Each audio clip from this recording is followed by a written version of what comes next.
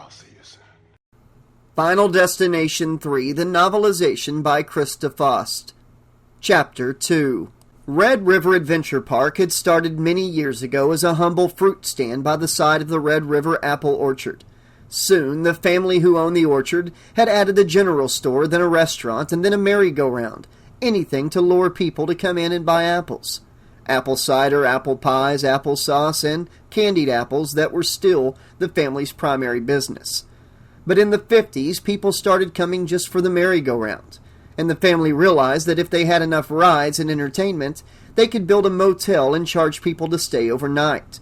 Soon the merry-go-round was joined by a Ferris wheel, a tilt-a-whirl, a ghost train, and a roller coaster, as well as the usual Midway huckster games like clown chutes, ring tosses, dart throws, string pulls, and all their shady cousins. In the 80s, with the advent of the super theme parks like Six Flags, Disneyland, and Raging Waters, Red River lost a lot of its business. Its old wooden bone shakers and merry mixers couldn't compete with the sleek computer-designed thrill rides of the other parks.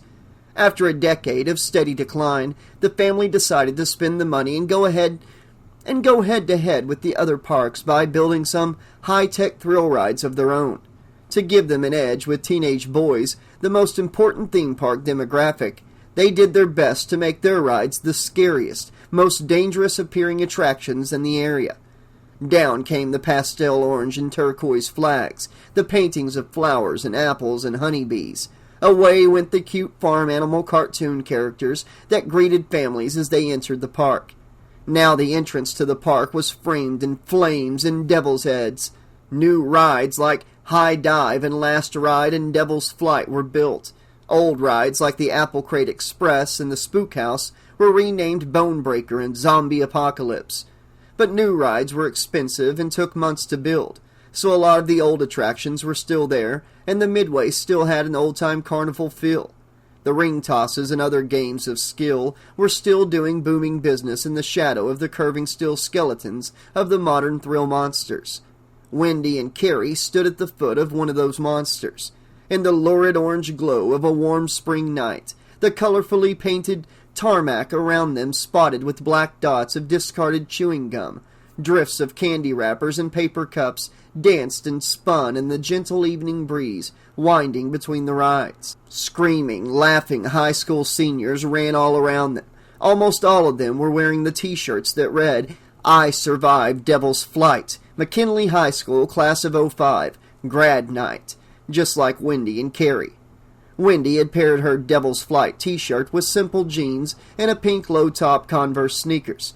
Carrie had slashed the ribbing from the neck of her shirt, cutting it into a deep cleavage-revealing V, and then knotted the bottom tight in the small of her back so it hugged her abundant curves and tiny waist and ended just above the gaudy dangling crystal chandelier hanging from her navel ring. Below, she wore a skimpy pleated denim miniskirt and cork wedge heels that must have been killing her feet. The two girls could not have looked less alike if they had planned it. "Can you see them?" Carrie asked, squinting and straining her neck. "I'm looking," Wendy replied. Wendy looked at the image of the ride and the screen on the back of the school's brand-new Sony CyberShot digital camera, as the camera struggled to find something to focus on in the ever-changing and uncertain light. The ride was the High Dive, a thick 50-foot purple column ringed by a circular gondola. There were 40 seats on the bright yellow gondola, all facing out, so that the riders that sat in it looked out over the park. At the top of the column, the words High Dive were picked out in rippling red, yellow, and purple neon. They flashed on and off. High Dive, High Dive, High Dive. At the moment, the gondola was inching up the column on hydraulics, getting close to the top. Somewhere among all the people strapped into the gondola's seats were Jason and Kevin, but she was having trouble finding them. There was too much light and motion and noise. A kid in a huge, goofy jester's hat bumped her elbow as he ran by with his friends. She refocused. She still couldn't find them. Maybe they were around the other side. Just then she saw two hands slapping in a high five. She swung the camera back. There they were. She had them framed now. Jason and Kevin, grinning like monkeys and looking a little more frightened than either of them would probably care to admit. The gondola was still slowly climbing. "There they are," she said. "Where?" asked Carrie. "Right above us," Wendy answered. "Right in the center." Wendy moved her camera with the gondola, waiting for it to stop. The two boys gripped the padded shoulder restraints and looked out toward the horizon. Jason pointed at something. They were so high above her that their knees almost obscured their faces, and the flashing sign above them seemed to be coming out of their heads. The gondola stopped with a sudden jolt, and Jason and Kevin's eyes widened in fear. Perfect. That was the perfect picture. She squeezed down on the shutter button, but just as she did, with a crack like gunshots, the catch that held the gondola in place released and it dropped like a stone. The gondola plunged down the column in free fall, silent except for the giddy screams of the riders, which dopplered up in pitch in Wendy's ears as 8 tons of plastic and steel raced down at her. Finally, just when it seemed impossible that it could stop in time and it would surely smash to pieces on the hard concrete at its base, hydraulic brakes engaged and slowed it to a swift but amazingly gentle stop. Relieved shouting and laughing rose over the hiss of decompressing pistons as the gondola settled into its cradle. The attendants came forward to release the restraints and help people out of their seats. "Did you get it?" asked Carrie. "I don't know," Wendy replied. "I hope so." Wendy fumbled at the buttons on the back of the camera, trying to retrieve the shot she had just taken. The camera was the property of the yearbook staff, and this was Wendy's first time using it. They had finally replaced the crotchety old film camera with the fancy new digital one that she was holding, which was cool, but Wendy wasn't used to it quite yet. She hadn't completely figured out all the functions. There it was, archives. She used the left and right arrows to flip through the pictures she'd taken so far, and squinted at the digital screen. Her face fell. The camera had gone off a second too late. The gondola had already dropped. Jason and Kevin and the other riders were just smears of color and reflection at the bottom of the frame. "Oh, phooey," she said. "Phooey?" asked Carrie, clearly amused by the C-rated mildness of Wendy's exclamation. "Yeah, phooey," Wendy repeated. "I miss them. They're all blurry." She sighed and started to let the camera dangle from the strap around her neck when she paused and looked at the screen again, frowning. That was weird. The only thing in focus in the picture was the sign at the top of the ride. But it didn't say high dive. The V was inexplicably unlit. It said high die. High die. She looked up at the sign. All the letters were lit now. Well, actually, they were flashing on and off, but they were all working. The shiver she had felt earlier in Jason's expedition, when she had first looked at the ominous shape of the roller coaster, returned to her. Then she laughed. She was just being silly. The lights were probably on some kind of cycle. They probably all flashed on and off one by one every few minutes or so. Carrie tried to look over her shoulder. "What are you looking at?" she asked. Wendy let the camera drop, embarrassed by her silly, groundless anxiety. "Nothing, nothing," Wendy said. "Just getting rid of the lame picture." "Woo!" Kevin cried. "That was awesome!" "Totally fucking awesome," Jason echoed. Wendy looked up. Jason and Kevin were weaving toward the girls like drunk sailors, grins a mile wide plastered across their faces. "Express elevator to hell!" Kevin said, turning to Jason and slapping him on the chest. "Going down!" they cried in unison. Jason threw his arm around Wendy. "Man, whew, I can't believe you didn't go on that," he said. "It was incredible. Whoosh! Like my stomach came out of my mouth." "I told you," Wendy said, frowning. "I don't like thrill rides. Why would I want my stomach to come out of my mouth? That's disgusting." "My lunch almost came out of my mouth," Kevin said, laughing. "That's even more disgusting," Carrie said. "I'm glad I stayed down here." "No way," Kevin said as the four friends started up the Midway. "It was totally intense. Haven't you ever wondered what it would be like to, just crash and burn like that? Go down in flames and feel your body hit the pavement at 100 miles an hour." Jason laughed, but Wendy eyed Kevin wearily. He had a mildly demented look in his eyes, like he wasn't kidding. Like that was the kind of thing he thought about all the time. She made a face. Maybe you think about that stuff," Wendy said. But see, the rest of us, our lives are actually going somewhere. Jason laughed uncomfortably. Come on, Wendy, he's just kidding. He looked at his watch. We got to get to Devil's Flight. Our fast passes are on for 9:15. If we don't make it, we got to stand in line for a day and a half. That would kill me. Kevin looked at his watch. Come on, J-Dog, we got plenty of time. It's only 8:45 and I'm starving. He looked around at all the games of skill until he spotted the food stall with a little roofed eating area next to it. A sign on the roof read, deep-fried Twinkies and Snicker bars. A look of almost religious worship came over his face. His mouth hung half open. Deep-fried Snickers, he said, and raised his arms like a zombie in an old horror movie. Deep-fried Snickers. Deep-fried Snickers? Asked Jason, grimacing. He, Carrie, and Wendy followed Kevin. Before Devil's Flight? Now that would really kill me. Kevin smirked. That which doesn't kill us makes us stronger, he said. You just told us that you almost lost your lunch on the last ride, Carrie said. Now you want to eat more? Kevin turned to face the others as he took his place in the food line. We said till we puke, right? He said, mock punching Jason in the arm.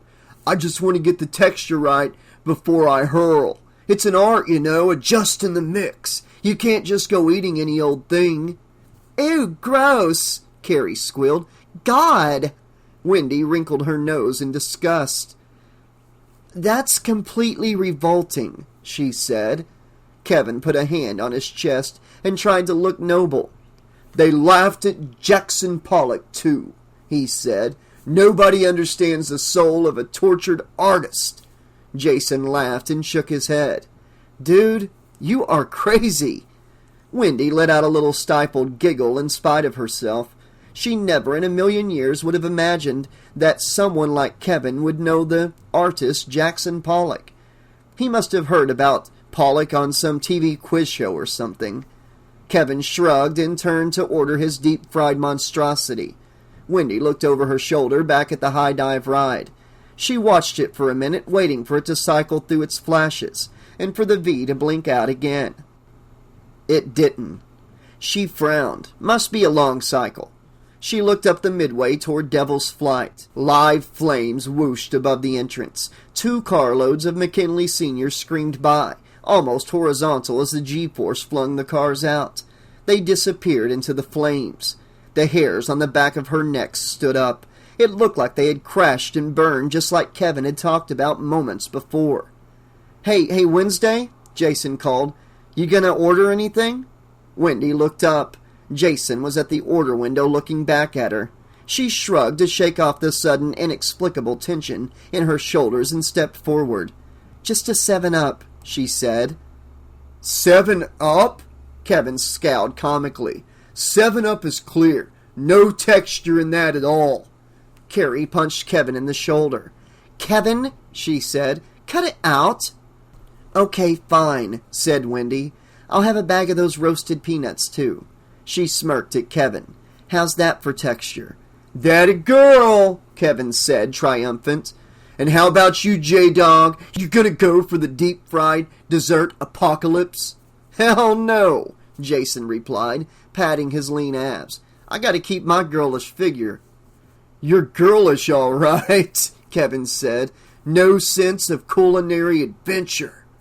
The sullen woman on the other side of the counter handed Kevin his deep-fried Snickers. He waved the hot, sugary mess under Jason's nose. Come to the dark side, Jaywalker, Kevin intoned, making his voice deep and wheezing in an imitation of Darth Vader. Forget it, Jason said, laughing and pushing the styrofoam plate away. Once they all got their respective snacks, they sat down at a plastic table in the covered seating area. There was so many McKinley High students around that the place reminded Wendy of the lunch quad. She popped peanuts out of its shell and into her mouth and then turned towards Jason. Jason had ordered a skinny red candied apple on a stick, and some compromise between healthy and junk is what he was going for. The glistening crimson orb looked far too red to Wendy. Unnatural, lurid, and poisonous, like the poison apple the evil witch gave to Snow White. Jason went to take a large bite, and Wendy had to stifle a sudden powerful urge to reach out and stop him. What the hell had gotten into her anyway? Everything she saw seemed dangerous and menacing tonight. Was it because she had finally, after much hemming and hawing, agreed to get on that stupid roller coaster? Was it just her control freak anxiety messing with her? She wished that this Red River foolishness was over, that she could be alone with Jason and forget about everything else.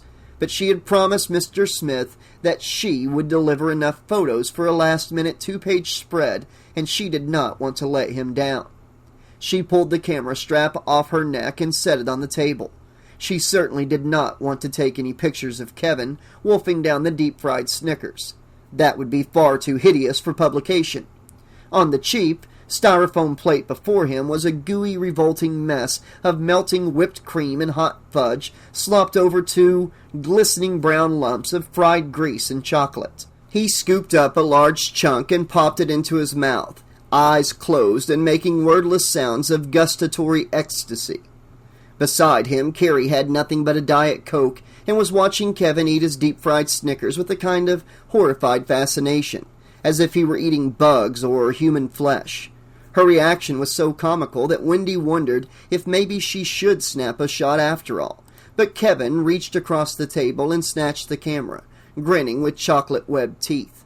Wendy tried to grab it back, but he held it up high above her. "Kevin," Wendy pleaded, "come on, give it back. It's not even my camera. It's the yearbooks." "Then consider me a freelance photographer," said Kevin.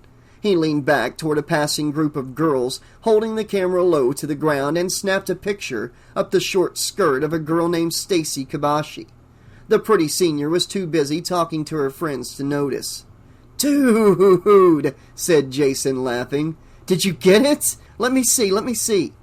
Kevin held up the camera to check the screen, but Wendy ripped it out of his hands. She turned it around and clicked the button in his face. The flash went off right in front of his nose. He reeled back, clutching his eyes and wailing dramatically. "My eyes! My eyes!" He waved his arms like a blind man. "I'll never see again! Oh no!" Wendy pulled the camera back, turning away to protect it from any further foolishness. She looked at the extreme close-up of Kevin on the screen, blazing white from the flash. His eyes were wide. He looked terrified, like a bomb had gone off in his face. She shivered. It was funny, she thought, how the camera could catch stuff that wasn't really there. Kevin wasn't terrified, just surprised. It was just the angle and the closeness that made him look that way. Carrie leaned into her.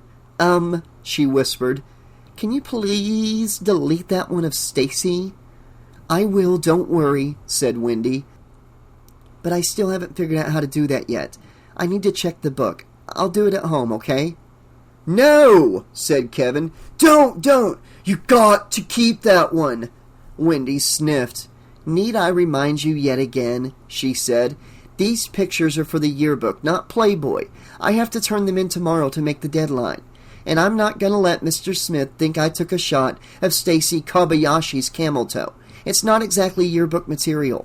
Kevin and Jason exchanged a filthy look. "Are you kidding?" said Kevin. "I'd buy 2." The boys laughed and poked each other, and Kevin returned to devouring his gooey deep-fried Snickers. Carrie leaned in again and lowered her voice. "I'm sorry, Wendy," she said. "Kevin can get so out of control sometimes." Wendy shrugged. "It's okay," she replied. "I gotta say, though, I don't know how you put up with him. He'd drive me crazy after 5 minutes." "He is driving me crazy." Carrie shot a quick glance at Kevin, who was busy flicking a bit of whipped cream at Jason. She lowered her voice and whispered in Wendy's ear. I'm breaking up with him." Wendy looked up at her, surprised. She looked warily at Kevin. He was still involved with his food fight, oblivious. "You are?" Wendy frowned, unsure of how to react to the sudden confidence. "Don't say anything, okay? Especially not to Jason." Carrie stole another glance back at the 2 boys. I've been wanting to for a while, but Kevin's leaving for UNLV, so I thought I'd, just wait and do it then. It's as good as an excuse as any, right? Sure, I guess, said Wendy slowly. Are you seeing somebody else? Huh? Carrie shrugged. Nah, nothing like that. It's just, how Kevin is. High school fun and games are nearly over. I like to have fun too, but now I need to find a real man, a grown-up, someone I can build a life, a future, and a family with. Not some immature, ambitionless goofball who thinks he can just skate through life on crude jokes and boyish charm. Besides, am I supposed to just sit around twiddling myself and waiting for him for 4 years? Forget that. He'll find some college slut or 50 college sluts, and he'll forget all about old what's-her-name back home. Me? I've got my future to think of. Wendy nodded and looked across the table, but she didn't look at Kevin. She looked at Jason. Carrie's logic wasn't unlike what she had been thinking herself back in the lunch quad. So many things were changing. It was as if the photos Wendy was taking were little frozen slices of time, historical documents that captured them in the moment just before the gondola dropped them down into the rest of their lives. Kevin craned his neck to look over their heads, and he jabbed Jason in the arm with his elbow. Now that's what I call real yearbook material, Kevin said. Jason chuckled. Yearbook? He said. Is that the new mag from the guys who put out Barely Legal? That's college yearbook, Kevin said. They always have to add the word college to make sure no one gets the wrong idea. K-Dog, Jason said, you are the 10th degree black belt dragon master of the wrong idea. I think I'm having a few wrong ideas right now, Kevin said. Yeah, you and every other guy on Earth, Jason said. Get in line. Can't we buy fast passes? Kevin asked, waggling his eyebrows. Wendy and Carrie shared a moment of disgusted eye-rolling and looked around to see what the guys were looking at. At a game booth across the Midway, surrounded by a dozen drooling teenage boys, Ashley Freund and Ashlyn Halperin, the two most popular girls in school, were sitting on rickety stools holding machine gun-shaped water guns. They were trying to shoot water into the mouths of leering plastic clown faces. Balloons stuck out of tops of the clowns' heads, and the more water went into the clowns' mouths, the bigger the balloons got. However, it clearly wasn't the game that had attracted Kevin's attention. Ashley and Ashlyn were notoriously gorgeous, tall, sleek, and flawless, and similar as sisters. Skyscraper legs and taut, sculpted asses, tiny waist, flat, muscular abs, and the kind of full, perky breast that implants try to imitate. Ashley slightly larger than Ashlyn's. They were both blonde, though neither natural. Ashley had the kind of generic all-American cheerleader looks of a Budweiser girl or a model from a giveaway tool calendar, while Ashlyn was a little more striking and exotic, with narrow, cat-slanted green eyes, a pert pixie nose, and lush, wide mouth. They were every teenage boy's wet dream, and they knew it all too well. Boys couldn't help imagining threesomes with the two of them, or just watching them do things to each other. Ashley and Ashlyn, reveling in the attention their beauty and popularity won them, did everything they could to encourage those fantasies. They wore skin-tight, low-slung Brazilian jeans and had foregone the grad night t-shirts for tiny, low-cut spaghetti strap tops that exposed their long torsos and narrow waists, and showed as much cleavage as the law allowed. As if that wasn't enough, they always made sure to walk arm in arm and hug and kiss with an affection that seemed just a little more than friendly. They deserve an 8-page pictorial with a fold-out, man, said Kevin, laughing. Wendy sneered. There was no way she was putting those two sluts in her pages for the yearbook.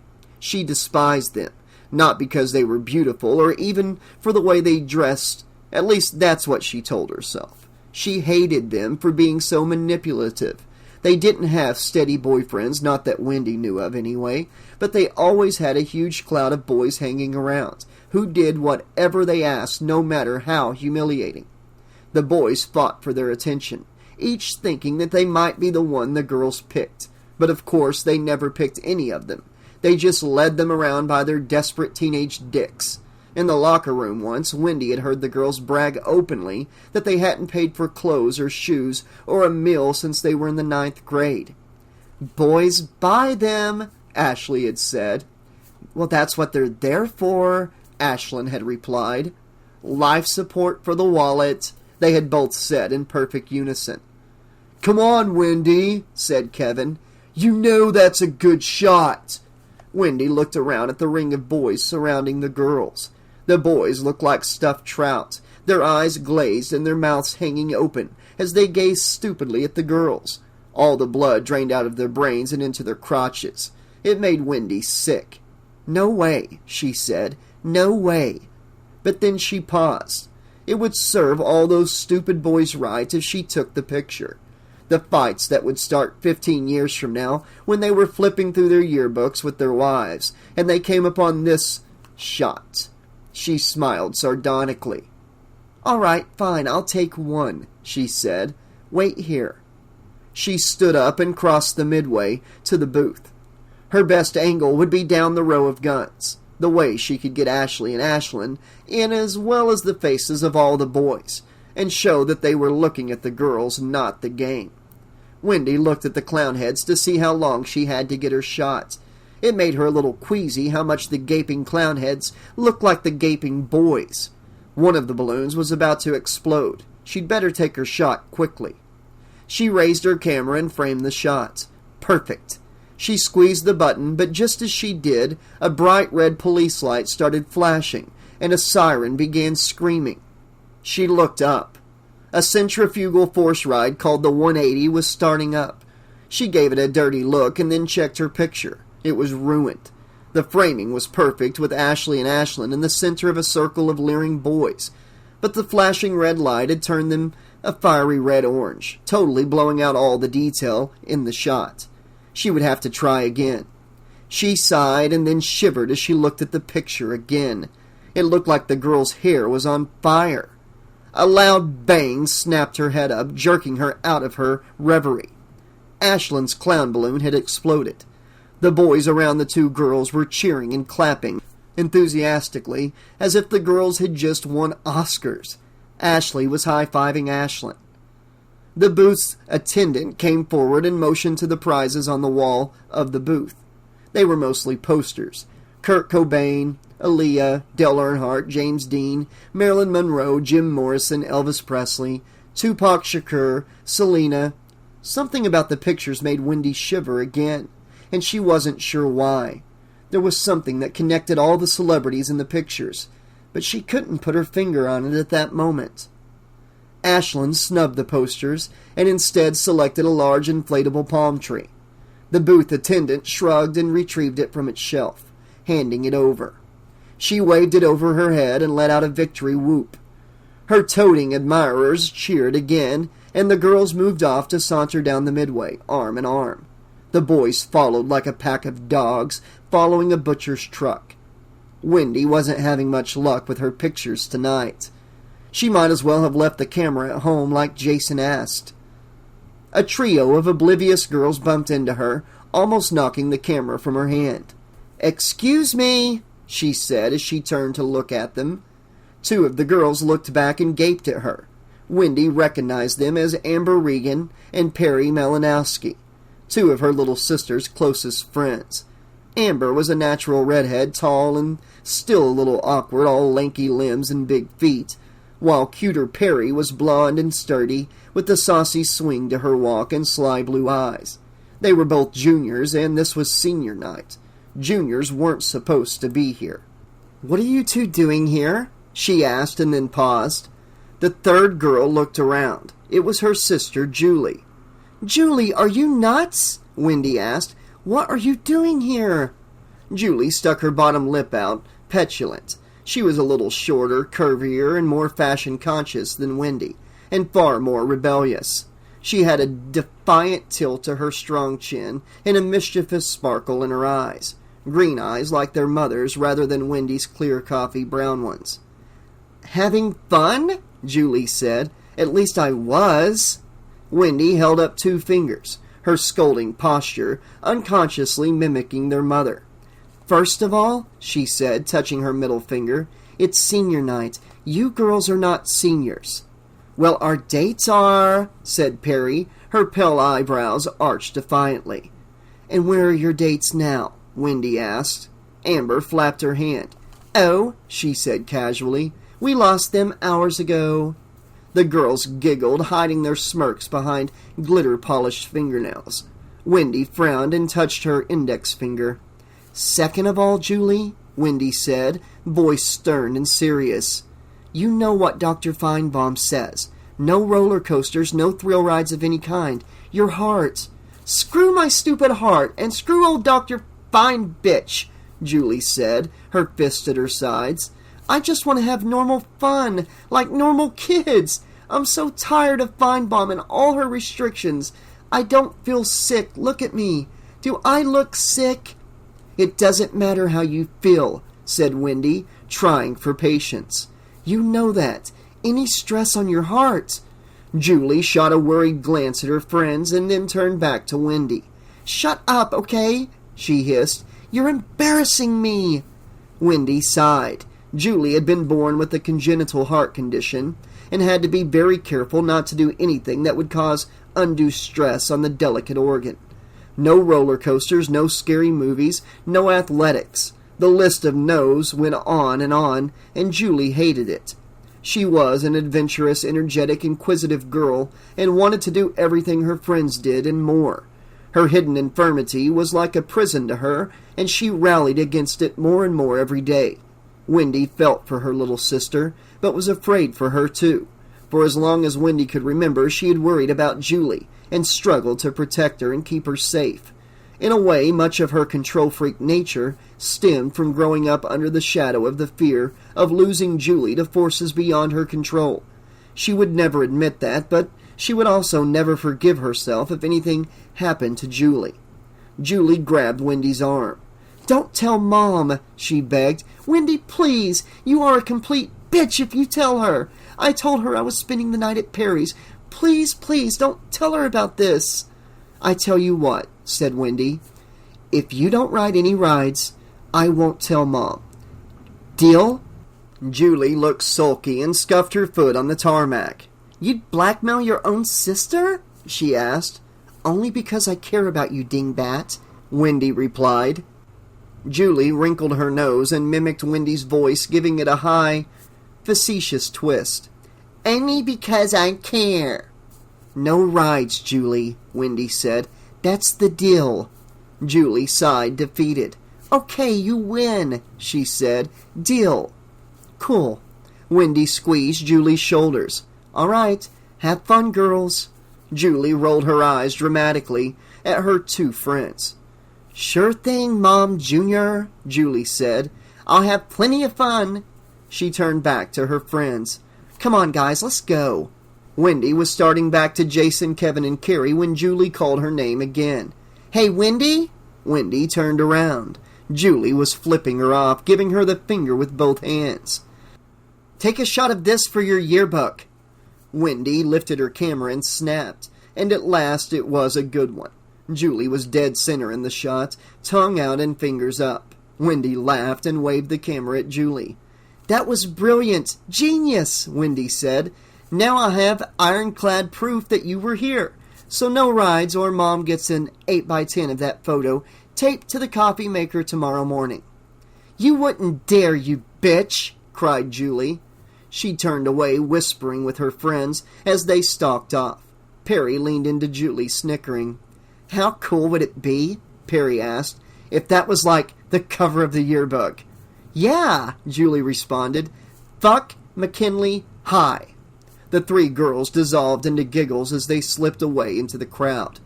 Jason, Kevin, and Carrie were rising as she walked back to their table. Kevin was chuckling. "Your sister rocks," he said. Wendy snorted derisively.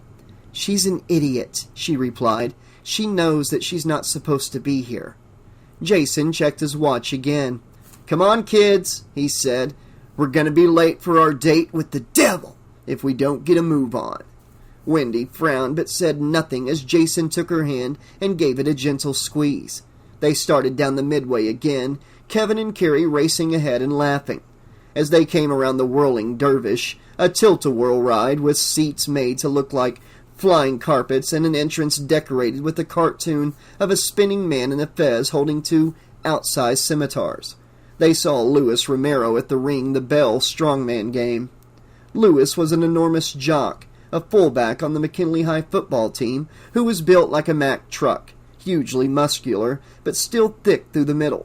He clearly fancied himself a badass tough guy. He had been born in Santiago, in the Dominican Republic, and his face was an exotic mix of Latino and African American features. Strikingly handsome, but more than a little mean, jaw set with the kind of ornery, stubborn hostility common in those whose chest measurement is higher than their IQ. His mother had his name officially changed from Louis to the more Americanized Louis when he was a toddler. Back then, the Romero family had first moved to McKinley 16 years ago, and Louis had embraced all things American ever since. He was dressed head to toe as usual in silver and black, sporting a silver and black Raiders jersey, baggy black shin-length shorts with a reflective silver stripe, and expensive black leather Air Jordan 13 sneakers that were as glossy and spotless as a brand new car. McKinley was miles and miles from Los Angeles, but Louis was still utterly fixated on the Raiders, even going so far as to pick fights with fans of their own local team. He told anyone who would listen, and many who wouldn't, that he was going to play for the Raiders someday if it killed him. Louis had the whirling dervish game's huge wooden mallet over his shoulder and was sizing up the 25-foot pole with the bell at the top. His girlfriend, Wendy thought her name might be Vicky or something like that, a short, abundantly curvy Latina with a pretty face and a shy, quiet demeanor, stood nearby, almost hidden behind the two huge, plush, stuffed animals Louis had already won. The backing board of the game was decorated with cartoons. At the 5-foot mark was a drawing of a nerd with glasses and skinny arms. He was labeled Pencil Neck Geek. At 10 feet was a limp-wristed guy in a pink shirt, the girly man. At 20 feet was a beefy, square-jawed hero in a 50s-style leather sweater, the Stud. At the top was an enormously muscled, gap-toothed, black sunglasses-wearing Arnold Schwarzenegger caricature, the Exterminator. His face was painted on the bell. Wendy slowed to take in the scene. "Hang on, guys," she said. "I gotta get this one." She smiled. Now this was a perfect yearbook picture. She raised her camera and lined up the shot, then waited. Nothing was going to mess this one up. Louis stepped to the plank lever at the front of the game and set his feet like a golfer standing over the tee. He kissed his index and middle finger, pounded his chest with his fist, and pointed his finger to heaven. Though whether he was giving props to Jesus or just indicating that he was going to send the bell into the clouds, Wendy didn't know. Louis set the mallet on the ground, waggled his fingers around the handle for his best grip, then raised it over his head, and with a roar like an enraged buffalo, smashed the mallet down on the plank with all of his strength. Wendy snapped the picture, hoping she caught the action. The bell clanged, and there was a second, harsh screeching sound right behind it. Wendy looked up. The bell had sheared completely off the pole. Louis had decapitated Arnold Schwarzenegger, and the painted bell was falling down past the demon-faced car of Devil's Flight that were rocketing by in the background. Wendy's inexplicable chill returned, but the bell bounced harmlessly off the concrete and rolled to a stop behind a popcorn vendor. Louis raised his thick arms in triumph. The mallet held high over his head like a barbarian from a Conan movie. "Oh yeah, boy, you see that?" he bellowed. "I rock!" Wendy looked down at her camera's digital screen as Jason and Kevin ran forward to congratulate Louis, who was now doing an ecstatic end-zone shimmy. The picture was terrible again. Another failure. She had caught Louis just after he had hit the plank, and his head was down. Only his shoulders showed. He looked like the Headless Horseman. Just above his missing head, she could see the weight, blurred with motion, racing up the rail, though you couldn't tell from the picture which way it was traveling. The weight could just as easily be dropping down the rail. The unsettling, headless shot of Louis, combined with the decapitation of the bell, made Wendy's chill turn into the full-fledged willies. What was this sense of wrongness she couldn't seem to shake? She felt like someone was walking on her grave. Her mouth was dry and her heart was racing frantically in her too tight chest. A speaker hidden inside a fiberglass devil's head that had been mounted on one of the struts of the looping coaster chose that moment to squawk. You can run, but you can't hide. Wendy jumped as its demonic laughter echoed tinly from its wide, frozen mouth. Louis was high-fiving Jason, and Kevin, as his girlfriend, collected yet another huge stuffed animal from the disgruntled attendant. This time a pink and purple bear the size of a tubby 9-year-old. "Dude," Jason said to Louis, "that was awesome! You won, dude! You totally killed it!" Kevin held his hands up in a mock heroic gesture. "Verily, here stands the mighty Louis," he intoned, "who with a single blow did slay thy giant Arnold, and knock his friggin' head off, man." The attendant wasn't getting into the celebratory spirit. He fetched the heavy bell from behind the popcorn cart and crossed to Louis. Yeah, great," he growled. "Just give me the hammer back and get out of here. I gotta close the game now, stupid kids." Louis shoved the mallet back at him with a little more force than was necessary. "Hey, man," Louis said. "Only did what I was supposed to do. Not my fault if you guys don't keep your shit repaired." Jason laughed. "I sure hope Devil's Flight is in better shape," he said. Kevin nodded, smirking. "Yeah," he added, "especially if you're getting on it, Louis. You'll break the tracks just sitting in it." Louis shoved Kevin, grinning. "Yo, Kev, I didn't get no complaints from your mama last night," he said. "That's because you were suffocating her with your big fat gut," Kevin replied.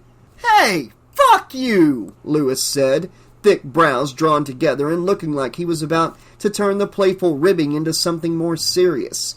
Jason quickly stepped between them, pointing to his watch and then toward Devil's Flight. Gotta go, Jason said. "Got a date with Destiny."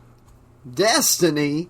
asked Louis, puzzled. "Who's she? You break up with Wendy, or are you just getting a little on the side?" He saw Wendy step up and take Jason's arm, and had the decency to be embarrassed. Oh, hey, Wendy." Kevin pointed to the ride, still doing his mock heroic voice. "To Devil's Flight," he cried, "and Destiny!" Louis checked his ticket. Oh, yeah, right, he said. "Us too." He took the pink and purple bear from his girlfriend's overloaded arms. "Come on, Veronica, let's go." Wendy, Jason, Kevin, and Carrie, and Louis and Veronica all started for the entrance of Devil's Flight. A big fiberglass statue of a demon, complete with wings, horns, and hooves, beckoned them closer. It was menacingly underlit, with red lights hidden in the shrubbery around it. "You can run, but you can't hide. Devil's Flight will have your hide." It let out a low, evil chuckle, harsh and grating in Wendy's ears. The boys all laughed at the carnival cheesiness of the thing, but Wendy found it hard to suppress a shudder.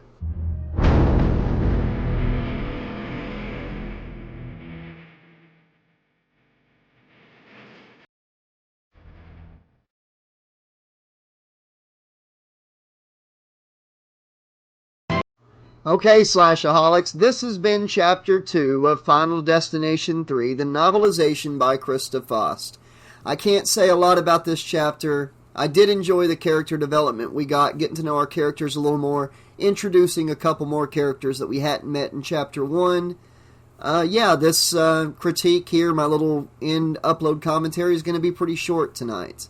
All this chapter really did was get us introduced to the characters a little more, setting us up for the roller coaster ride, which looks like it is coming in Chapter 3. So I'll be back very soon with that chapter, and hopefully the premonition and the aftermath of the premonition. Don't want to spoil anything for those who haven't watched the movie or read the book. The cover kind of gives a little bit of that away. There's no getting around that. But yeah, hope you're enjoying the book so far. I'm looking forward to seeing where it goes. I love the way Christa writes. She really makes you care for the characters and get involved and get invested with them. If you haven't done so already, be sure to click the link in the description below for the companion channel of this channel. It's called the 80 Slasher Library After Hours. If you subscribe there today, be sure to drop a comment anywhere on the channel letting me know that you subbed. And in 2 weeks, I'll be holding a drawing for all of those who subscribe and drop a comment. And yeah, I'm going to be giving away some gift cards of your choice, of the winner's choice, and some rare ebooks. So good luck on that. And thank you all so much for listening. Until next time, this has been your friendly neighborhood 80 Slasher Librarian saying, thanks for listening, and I'll see you soon.